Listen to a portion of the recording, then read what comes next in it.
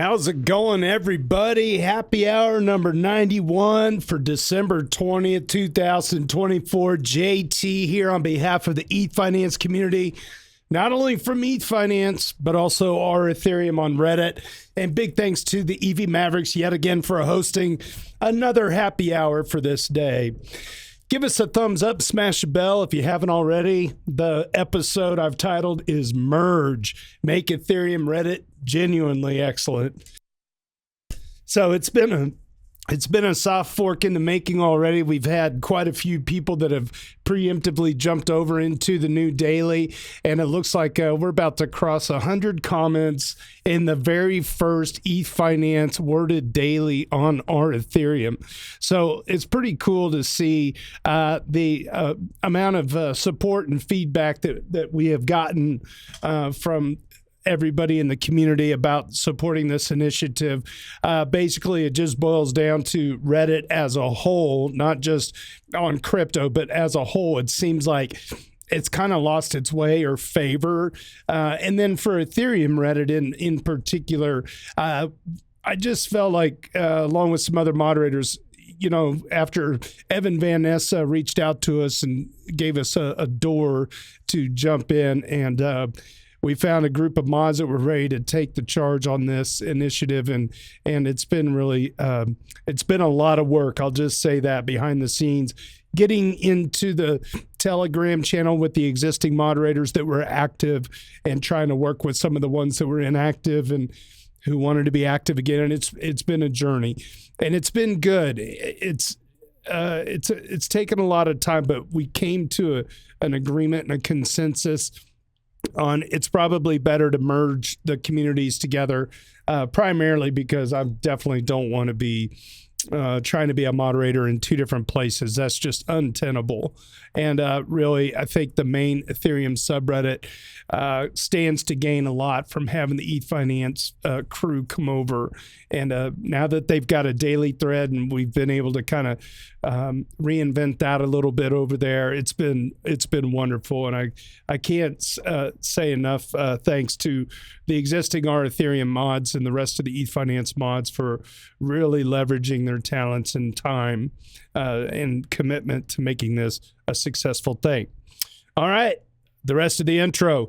The Weekly Doots live stream is all about showcasing the best of the week from the Ethfinance community on Reddit. This is a read-along reaction series, and if you want to follow along, head on over to dailydoots.com, designed and produced by our very own Hani Abu. Big thanks to Tricky Troll for capturing and curating each of the day's doots. And You're muted. Your mic is muted. Oh my gosh. My mic was muted, but it wasn't muted on YouTube. That's cool. Thank you so much. I appreciate you. So it's unmuted on Discord. So thanks for the heads up. That's good. We're good. The live stream was not muted. So that's fantastic. Big thanks to Tricky Troll for capturing and curating each Doots, and the A-Word for curating this beloved weekly list. Subscribe to us on Apple and iTunes. Just search Ethfinance EV Mavericks. You got to search that entire term to get us to pop up. We're also available on Libsyn, Spotify, wherever you get your podcasts, and you can see that in the description below on YouTube. Mint this episode after we're done with the show at pods.media/EV Mavericks. If you're watching my stream on YouTube on the second window here, make sure to mute that window to avoid any echoes. And as always, if you know somebody who wants a piece of this action, send them my way. All right, let's jump right on in. Let's hit this rich list right off the bat. At number 10, Hani Abu. At 99, no, I got to refresh this because I think he crossed. Yeah, he did cross over. He's at 101. He broke through the century mark. Set one less at 104. Ethical Trade at 108. Tied with Crypto Wild Currency at 108.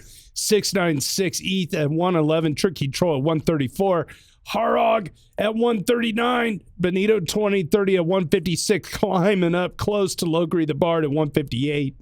And the almighty everlasting man himself, Super Fizz, at 218.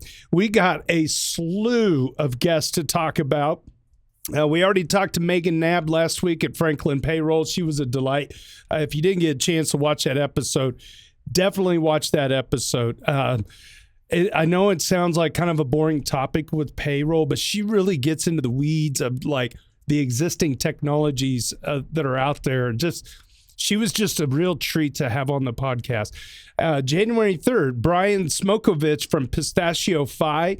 That's going to be an amazing episode for two reasons. Pistachio Finance is a really cool project that he's been building, but he's also a fellow moderator on our Ethereum. And his project is rather new, but B Smokes, you might know him as B Smokes, or if you look at he's Darkest Timeline Jeff on the sidebar. Just a wonderful, wonderful person. And he's got a hell of a product, and we're going to be talking to him on January 3rd. January 17th, Kate Lawrence from Blockcelerate. Blockcelerate was brought to us by way of Logri the Bard, and they're a VC funding. The Blockcelerate VC is a venture funding backing bold entrepreneurs building category-defining companies using the power of blockchain. Oh, that sounds so cool. Okay, and then I just got word January 24th. I've got to firm up a couple of details here with DeFi Dad. DeFi Dad is a long-time OG contributor back on ETH Trader. He has blossomed out, as many of you know, on X, and he has his own podcast, All Things DeFi, and I can't wait to pick his brain. Justin Drake on the Beam chain. You might have heard of him before. Excited to get Justin on. Originally, we were going to have him on one of these earlier dates, but his calendar filled up. He'll be with us January 31st. And I have an informal yes to an invite from Anthony Sassano from the Daily Gwei. We're trying to pin him down on January 10th and bring Anthony back to the Reddit Club for one episode. It'd be nice to see his face again, talk to him. I talked to him last time in real life at ETH Denver, and he got to come over to he got invited to come over to Kevin Iwaki's castle with Gitcoin, and he had a chance to try my barbecue. It's pretty cool, man, to have that Australian guy come through and meet him finally in real life, and then to share a bite. It was really neat. Okay, so that's like the most guests I think we've ever had in a row. So there's your announcements for today. Let's get right into this week's morning roundup. We have Johnny Dap chimes in Ethereum, JazzKid05 at 3333, Frank the Tank at 0.0346. Blech! Come on, get that ratio under control. And then uses Bink video, says 93,000 hodlers subscribed plus 4. You know what? He was doing this on the daily too. Let me find it. It's kind of funny on our Ethereum because there's so many spam accounts, but look at this number. It says 3,492,683 Ethereum subscribed plus 2,697 since yesterday. Oh my gosh. That's so funny. Speaking of spam, yeah, it's kind of a whole new world over there. So I got to thinking about this list here. I'm gonna go off the rails for a second because I came up with an idea. There's a lot of people that are getting caught in AutoMod because we have to keep that spam filter so high that it's blacking out words. I won't say what they are, but some of it is just very innocent. And I got to thinking, and this will be a long play with the existing moderator crew. For now, I just want to get the merge underway and let everything settle for a while, because I think sometimes I run a little crazy in the back channels. But anyway, I was looking at this list, and it's like, we could put this daily Doots count to work here. You know, if you've got people that have at least 20 Doots, let's see where that number is. It's like top 100. Okay, starting at 85. Let's say you get somebody that's at the mark of 20. Why not just make them approved contributors or approved posters? You could do that. You can whitelist certain accounts. It doesn't change, it doesn't matter if your karma is too low, but obviously these people don't have low karma, low account age. they've been properly dooted 20 plus times. Maybe we could work on curating a list of everybody that has, let's say, over 20 doots. And so we know that those people will never get caught in auto mod, which is really helpful for getting, it's kind of like being first to share news or whatever. Everything has a time span to it or lifespan to it. It's better if it's just visible. But anyway, I digress. Okay.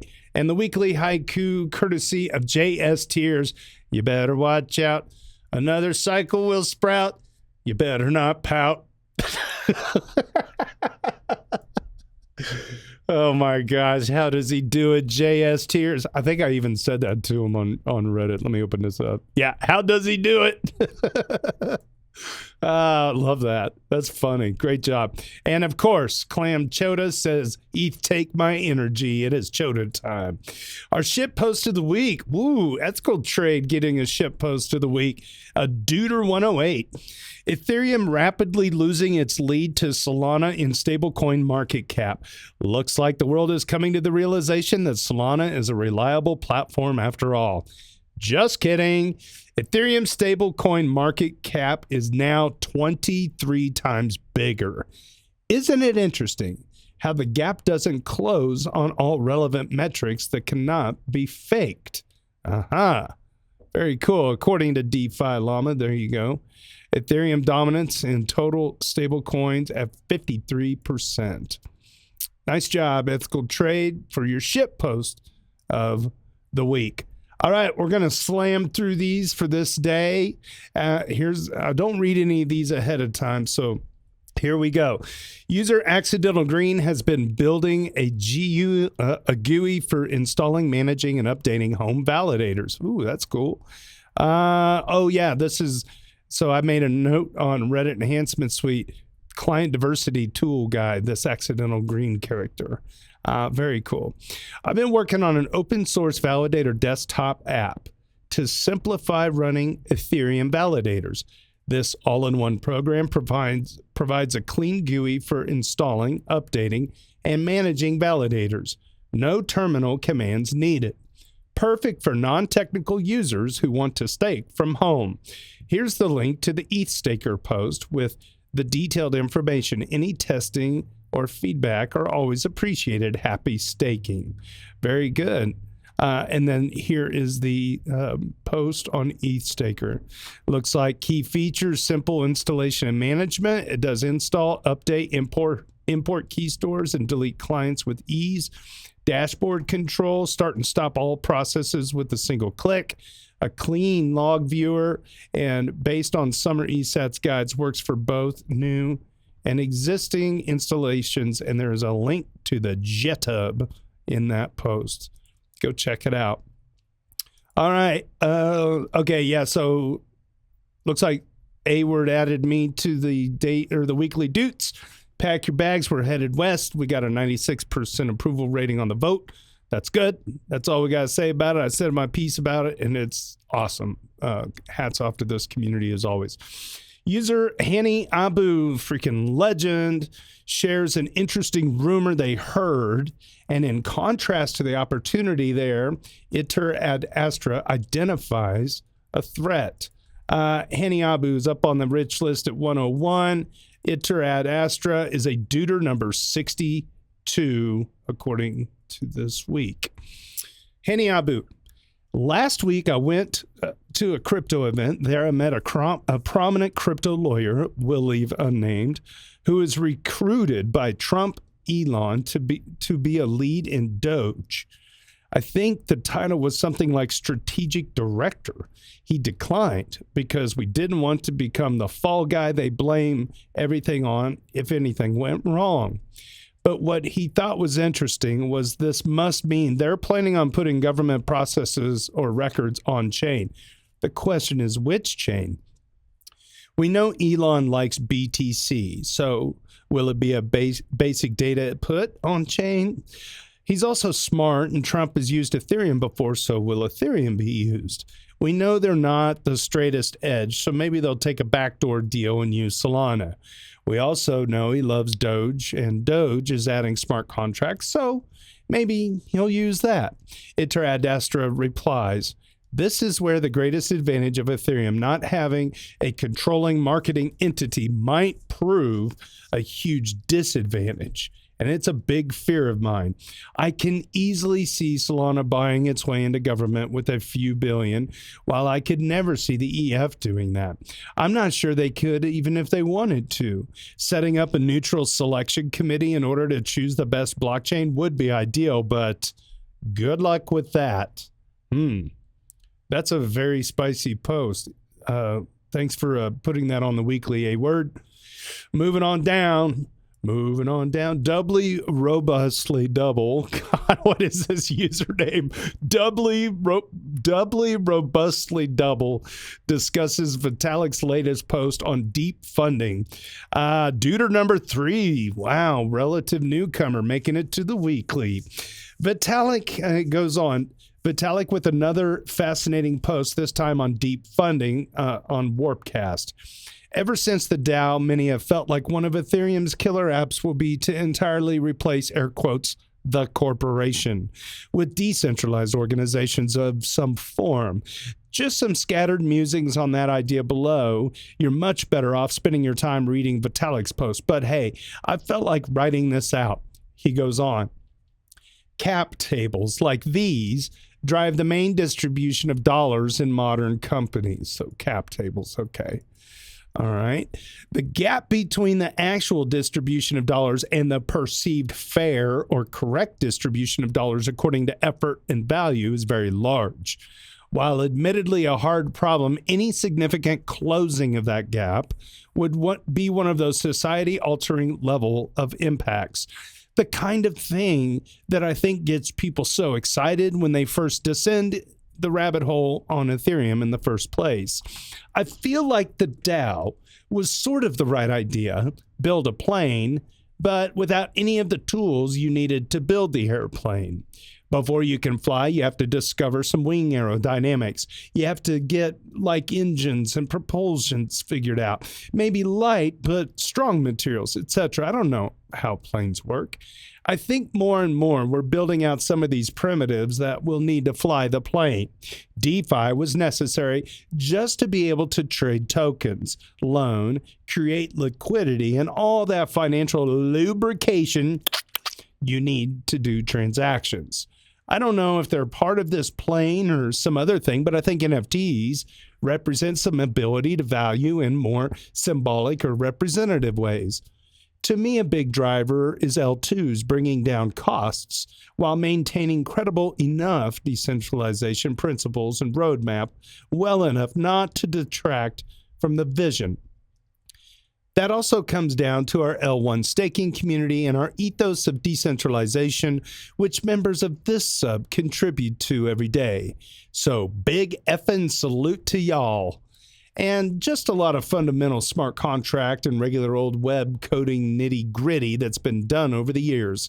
Some failed ideas out there too in the world of experimentation. I think token launchers on Farcaster are starting to put some more of these pieces in place with sort of stupid, easy to use, but very simple forms of value, allocation, and distribution. Essentially very basic fair launch stuff. Put a bunch of tokens out there, people buy them up, and voila, which honestly has been effective enough to bring some of the largest crypto projects to where they are today. This deep funding looks much more sophisticated and frankly cool version of that. I think all these pieces getting built are adding to the viability of some of these more complex but superior collaboration structures. Advancements in tools equals necessary precursor for discovery. Nobody was discovering bacteria till the microscope came around. Maybe some of these toy-like primitives are creating the tools and building blocks necessary for finally surpassing many existing organizational structures. Regardless, I'm sure there's much smarter people than I working on this type of thing are going to do cool stuff. If you want a bull case for Ethereum short-term and long-term, it's that the builders making stuff on Ethereum are the most creative, badass group of people I've ever seen. I'm more than happy to shed the Austrian economics crowd and grifter casino lock myself in a cage or threaten violence to animals or people for money crowd. Y'all know who I'm talking about. And back the ethos of Ethereum. Forget me with any price whining or nonsense. This is the number one best asset in the entire world. Hands down. It's not even close. And right now, it's valued less than a MasterCard. Wow. Dang, boy. Doubly, robustly double with a banger on Ethereum. This is really, it's kind of a pothead pipe dream, but I get it. I like the idea of comparing it to a plane. Also kind of puts a visualization in check. The NFT part of the plane would be like maybe the tail number on it, or some of the signings of what engineers have to approve or to get things into production. I know my sister, she was in charge of like every fourth Mustang jet in terms of signing off on the testing of each of the electronic components. Like, that's a pretty big deal. So, yeah. That's really neat. Good job. Nice writing. Keep doing it. All right, here we go. Free will has an important thing to know for Kraken users. A warning for Kraken users, Free will says. Free will is a duder number 6, also a relative newcomer to the weekly. A warning for Kraken users. I just did a test transaction from my Tracer to Kraken. I sent 1,000th of an ETH. A block explorer showed that the transaction went through almost instantly. But after over 100 confirmations, still nothing showed up in Kraken. I checked the Kraken deposit terms, and they don't credit your account for any deposits under 5,000ths of an ETH. I wonder how much they've made from this policy. If you're doing a test transaction before depositing to Kraken, make sure it's over their minimum required or you lose the funds. What? Okay. Do you know? Okay, I'm going to expound on this. Like when you're wanting to do certain interactions with your bank, sometimes the company will dust your bank account with like a 1-cent transaction and like a 5-cent transaction. So why couldn't it be done? I don't know why that couldn't be done in the same kind of way, you know? Like Kraken ought to be able to let people deposit 1/10,000th or even 1/10,000th of an ETH and at least let it show up so the person knows that like everything's connected okay.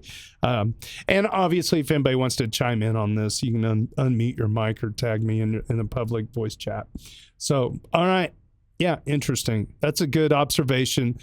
Don't send less than 5,000ths of an ETH to Kraken or it won't meet the minimum requirements for a deposit. Interesting.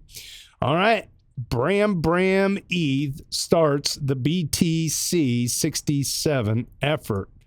What is this? I've never heard of this. Also a duder number 6. Bram ETH writes, I just pressed the button. We're starting the collaborative BTC 67 effort. In the next 2 to 3 days, we're going to casually use hundreds of machines scattered around the globe to check for 230 trillion private keys in the most efficient way possible. The scale is unfathomable, and I find that mesmerizing. 12 people have chipped in for now for a committed amount of 172,000 plus US dollars, which is also super cool. This is only the beginning, though. The first slice of 256, which will hopefully lead to the discovery of the private key holding 6.7 BTC.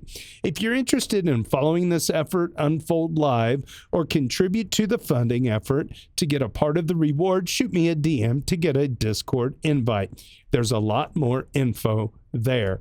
Well, that's stinking cool. A BTC 67 effort. Okay. So I'm going to change his duder score and reflect BTC 67. And that's great. So then if I need to find him, there we go. I made a note. Also, you can see how the sausage is made on the Reddit side of things. So other moderators can see this as well. And when we migrate over to our Ethereum, all of the cross-pollinated mods from Ethfinance will be able to see that as well. Good. Fantastic. Nice job. Moving on down the list, as they say. Next level fantasy. Next level fantasy. Duder number 7. Wow, this is really cool. A-Word is putting a lot of people under 10 on this week's podcast. Fantastic. I love it. User Next Level Fantasy covers a Green Pill podcast episode with Vitalik, and user Doubly Robustly Double comments on a quote which jumped out to them. Look at that. Making it twice on the weekly call. Doubly Robustly Double. Adding to yesterday's doot from Doubly Robustly Double, a 2-part Green Pill podcast recently dropped with Vitalik, and there's a link to both of these at dailydoots.com. I used to do editing for a Green Pill podcast, so it's definitely going to be good with Kevin Owocki hosting that. Awesome stuff. One thing that jumped out to me, Doubly says, paraphrasing Vitalik, when I wrote my post on this, my dream list on what should go in a wallet, there's something like 20 teams that replied with, hey, we're doing this piece of it already. There's definitely a tragic aspect to this, that there's all this work being done, but it's not getting through the information network to the rest of the ecosystem. I think having a strategy for that is important. It might seem wasteful to spend 20% of the time on distribution, but on the other hand, having a great thing with distribution go 2x slower than it otherwise would is also wasteful. So it's a good thing to be on the ball about. Doubly Robustly Double responds to this thought from Vitalik. Number 1, this is something I've always felt tokens should be relatively good at. You are a new project. You have a token. If you're relatively unknown but have a good project, the hope is that savvy investors looking for the next 100x see that and invest in accordingly. Now, in some ways, I think the meta bull bear market game correlation obfuscates a lot of this as projects and ecosystems rise and fall together. It doesn't particularly matter if you invest in great projects if the bear is on and the floor is falling out. Similarly, we saw a lot of essentially trash rise with the rising tide during the bull. Similarly, teams with scammy mechanisms seemed to survive, aka if you can grift your investors, take their money and do cycles of pump and dump, then you can end up with more market share than honest teams with good products. Here, well said. I think we see a lot of this, frankly, in the meme coin space where the shiny percent gains exist to draw people in to a long-term pure extraction game. And then there's the hard part of once or a set of savvy early investors discover a project and pump up the market cap a bit. Is your alignment off now because X% of the rewards for the project go to investors who haven't done much except add some dollars or ETH? Now, I think that design of tokenomics in a way where creators get rewarded, speculators get rewarded, or at least some, and some rewards are held for the future is likely the vague solution here. Number 2, in light of some inefficiencies above, how does our Ethfinance, or soon to be our Ethereum, provide a sort of funnel that leads people down good paths towards the best and brightest parts of the Ethereum ecosystem? Vitalik has always done a good job of this. Look at this initial post, which links to a tweet, which takes you down the green pill rabbit hole, which takes you to a huge number of different ideas and individuals who are linked to projects, etc. I think one of the main benefits of this sub is that so many people here have excellent filters. Experience can help here. Oftentimes, you have to step in a little muck to realize what stinks. But we have excellent filters for which projects and rabbit holes are worthwhile and which ones aren't. I feel like a lot of this info is crystallized through posts over the years. Doots is an excellent example. I also wonder if there's other ways in which this sub can utilize its place as somewhat of an entry funnel for new people and set them on to the best rabbit holes to explore. Or frankly, for those of us who are old hat but still struggle to keep up with the greatest and is now too huge to realistically follow the industry. Here, I'm gonna get back on my soapbox for a second. This was talked about within the moderator community and external wider team, is that if the Ethfinance people don't get our asses over to our Ethereum and start making what's good about us good over there, it's going to be really hard to attract and maintain and keep newcomers. They won't find us. They're not finding us. But we can be such a critical mass of people that can congeal and maintain the attention of soon-to-be future teachers that get on board with how we communicate and want to be heard. It's just, we just have a really good opportunity to do some great stuff again on Reddit. We just have to get the brightest stars on the front page of the main sub, and that's you guys and lady. Okay, so well said, very well said. All right, user Aiden Cairo shares the daily DevCon ETH++, a roadmap to real decentralization in a world of centralized power. And user Harog, freaking legend, and Oyuro Kimono share their thoughts. This is cool. Let's see. That's Aiden Cairo. Yes, I think I had to approve this. No, off my porch approved this. He got caught up in auto mod. So Harog is a 139. Oyuro Kimono is a Duder 17, and the original poster Aiden Cairo is a Duder number 12. Okay, so there's a lot of summaries and discussion about December 15th. The talk delves into various concepts related to the Ethereum blockchain technologies discussed at the Ethereum Developer Conference. The speaker explores potential scenarios where Ethereum system could face challenges and discusses the importance of global power distribution in the network, emphasizing pillars such as permissionless, distributed, geoeconomic decentralization, and neutral builder efficiency. The speaker highlights the need to push power to the network's edges to achieve true decentralization. The talk also touches on topics such as programmable cryptography, the risks of centralization in staking, and the promotion of technologies like TEES, T-E-E. That I know what this acronym is. What is T again? If anybody could ping me in chat or unmute, that'd be great. It's TEE. I looked this up and I forgot it already. Goldfish, Dory brain. Okay. The discussion questions: how can Ethereum, I was thinking of it, technical efficiency, something like that. How can Ethereum improve its global power? Thank you. Trusted execution environment. Thank you, Bermansky. See. All right. Trusted execution environment, TEE. How can Ethereum improve its global power distribution within the network to enhance decentralization and prevent centralization issues, especially in the context of staking? In what ways can programmable cryptography and technologies like TEES, and that is trusted execution environment, be further leveraged to address complex challenges and promote a more efficient and decentralized blockchain ecosystem on Ethereum?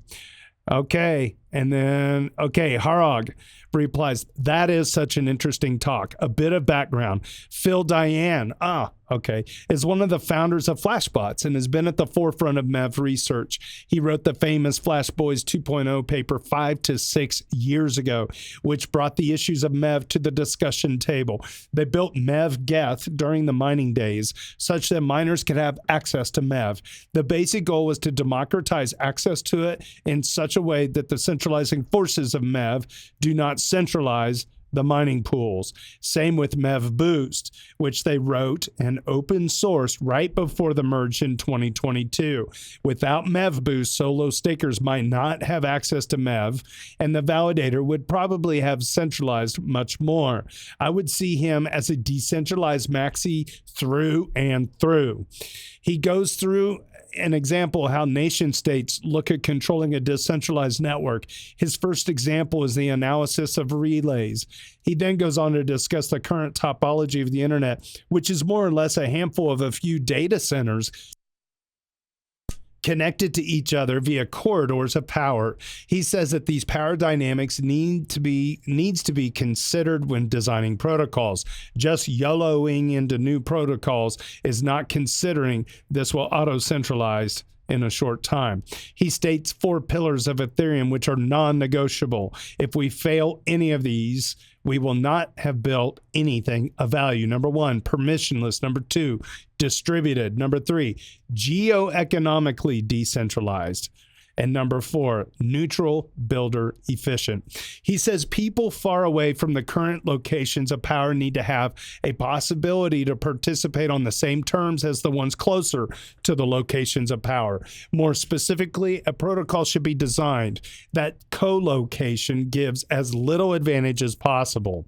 Flashbots does amazing research in trusted execution environments. There it is, TEE, which is a way to do calculations on your GPU and cryptographically sign that they have been done correctly. He advocates to use these to our advantage in the protocol design. He does not see T's as a silver bullet, but it is a great way to take power away from some corridors of power. He suggests that every builder asks themselves in their development if the chosen approach further centralizes the chain or not.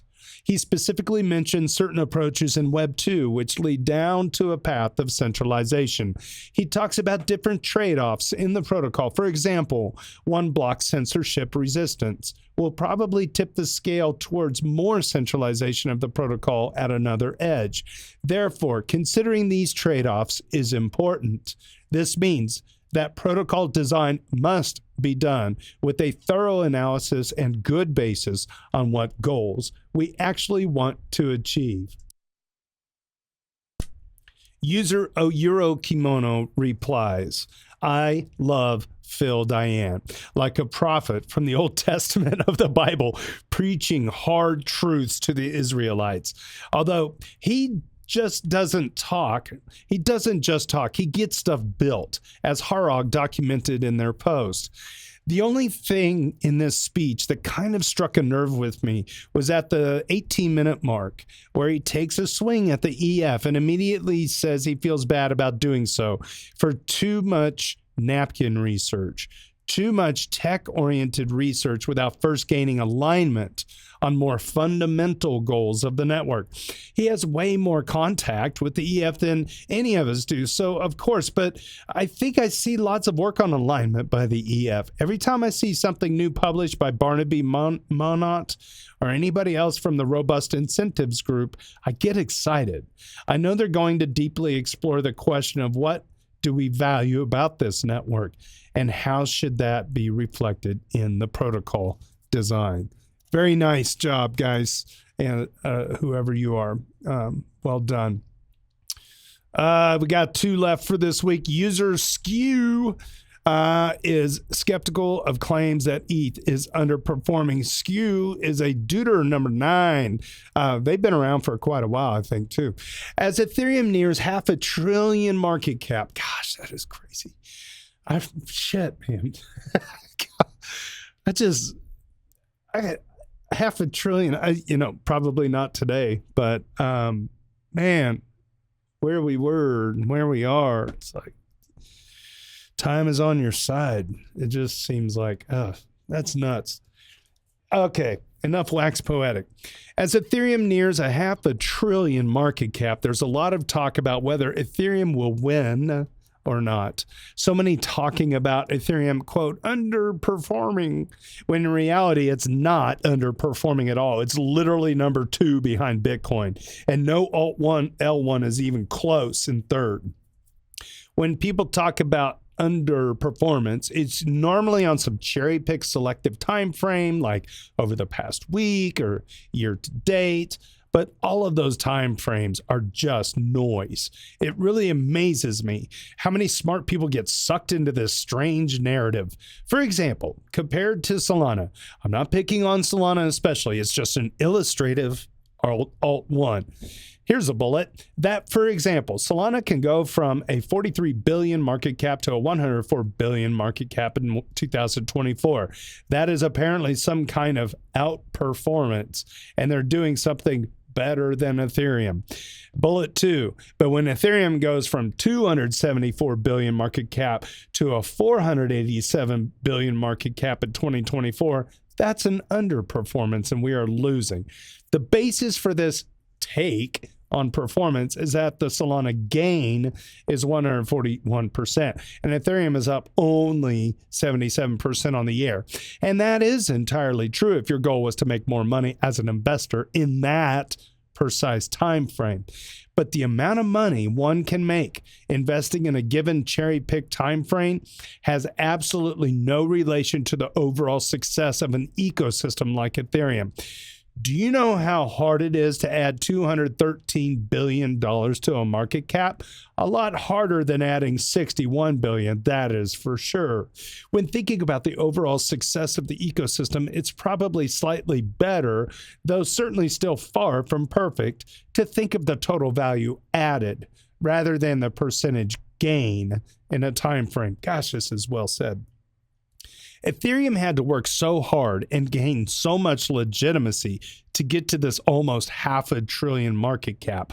The higher you go, the more legitimacy you need and the more scrutiny you face. None of these alt L1s are playing in the same league. It's a bit like saying that because a soccer team in a small local league scores more goals, they must be better than the EPL champions who scored less.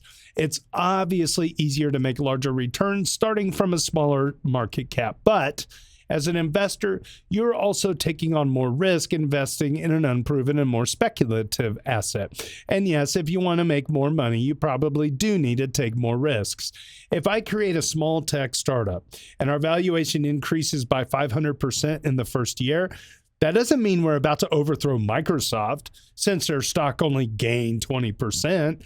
It's certain my investors will be very happy their risk paid off, but they are under no illusion that I'm about to put Microsoft out of business. This constant confusion between financial gain for an investor over a given period and the overall success of the ecosystem is really something to behold. They are not the same thing. Be smarter. Don't fall into this thinking trap. Gosh, what a banger skew. Good job. Well written. And finally, for this week, El Elote. What is? Can somebody translate this? El Elote. Elote, I think, is like a Mexican street corn thing. I'm not sure. Clarify. I love these usernames. Brings a smile. Duder number 1. Whoa. We got a Duder number 1 on the weekly, y'all. Great job. El Elote clarifies that Tornado Cash is still technically sanctioned for a few more weeks. Public service announcement, Tornado Cash has yet to be removed from the U.S. Office of Foreign Asset Control, OFAC, sanctions list. The government has until January 21st, 2025 to appeal to the Supreme Court or seek a rehearing. If no appeal occurs, OFAC must remove the Tornado Cash immutable smart contracts from the sanctions list. It is possible that mutable Tornado Cash contracts will be removed as well. These are the optional contracts that enable relayers to pay user gas fees and offer additional privacy to users. And that wraps up this week's Doots.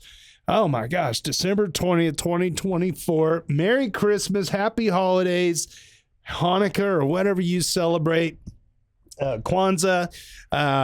there's a million of them I could name off. But anyway, happy holidays to everybody. I hope you guys have a good Christmas. I do plan on having a December 27th show. That would be episode 92, but who's counting? So I'll let you know if something changes. And then really after that, just a few more days, and Ethfinance is going to go not dark, but it's at least going to be locked in some way, and everybody's going to be moved over to our Ethereum. So tell your kids, tell your wife, we're moving. All right. Pack up. We're going west. Hope you guys will join us on our Ethereum. It's already cooking today. I think we're going to be close to 100 comments, which would be a record. So get your ship posts in, and we will see you there. All right, thanks for subbing and smashing the bells around here. Stick around after the live stream because we continue the party in the hotel lobby on Discord for a bonus hour of popcorn. It's a fun place to let loose when the parents aren't watching on YouTube. Hi, Mom. On behalf of Ethfinance, EV Mavericks, and our Ethereum, my name is JT. Cheers, and big hugs from Kansas City.